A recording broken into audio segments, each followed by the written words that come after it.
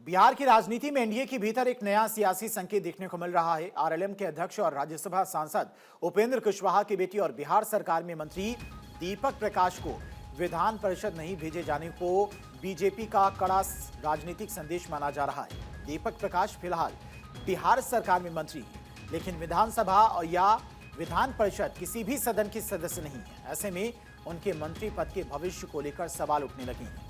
हालांकि बीजेपी के सूत्रों का कहना है कि संवैधानिक प्रावधानों के तहत कोई भी व्यक्ति बिना किसी सदन के सदस्य बने 6 महीने तक मंत्री रह सकता है। सूत्रों के मुताबिक बीजेपी लंबे समय से राष्ट्रीय लोक मोर्चा के बीजेपी में विलय की पक्षधर रही है। बताया जाता है कि पार्टी ने उपेंद्र कुशवाहा को अपनी पार्टी का विलय करने का सुझाव दिया था, लेकिन उन्होंने इसे इनकार कर दिया। इसके बाद बीजेपी की ओर से यह प्रस्ताव भी दिया गया कि दीपक प्रकाश को बीजेपी के टिकट पर विधान परिषद भेजा जा सकता है, लेकिन कुशवाहा इसके लिए भी तैयार नहीं हुए, क्योंकि इससे उनके बेटे का बीजेपी सदस्य बनना तय था। चर्चा है कि उपेंद्र कुशवाहा अपनी पार्टी की स्वतंत्र पहचान बनाए रखना चाहते हैं।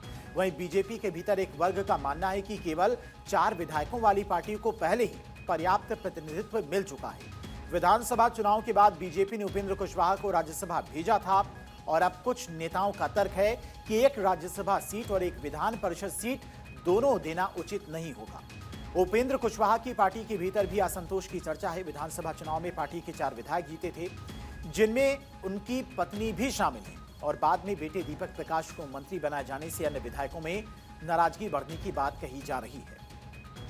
विरोधी इसे परिवारवाद का उदाहरण बताकर सवाल उठा रहे हैं। बीजेपी के कुछ नेताओं का यह भी तर्क है कि बिहार में सम्राट चौधरी के नेतृत्व में कुशवाहा समुदाय को पहले ही मजबूत राजनीतिक प्रतिनिधित्व मिल चुका है।